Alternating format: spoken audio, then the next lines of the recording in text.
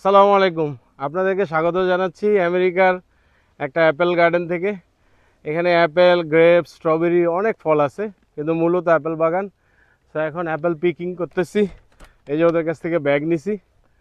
আপনি এখানে যত ইচ্ছা খাইতে পারেন, কোনো সমস্যা নাই, কিন্তু নিতে হলে পাউন্ড প্রতি হয়তো $3 এরকম, $3 এরকম একটা দাম আছে, আমি জানি না এখন।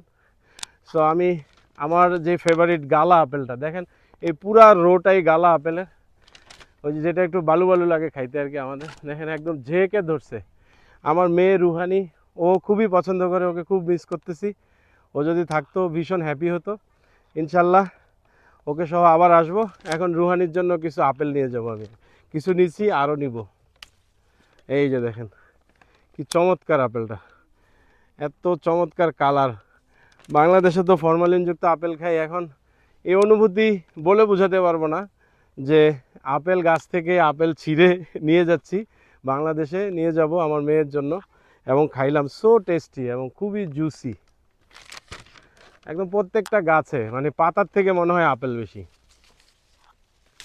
এই আরেকটা আপেল ছিল, এই যে দেখেন একটা আপেলের একদম পাতা সহ, এটা নিয়ে যাব রুহানির জন্য। Ruhani will be so happy.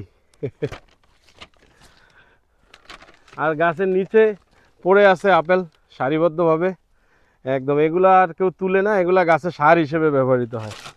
আর এই গাছের নিচে একদম পানির জন্য এই যে পাইপ দেওয়া আছে নিচে নিচে, এই পাইপের মাধ্যমেই পানি, সার বা প্রয়োজনীয় যা কিছু দেওয়া দরকার এটা গাছের গোড়ায় দেয়। এরা কি সিস্টেমেটিক, মানে কোনো ম্যানুয়াল লেবার দরকার নেই।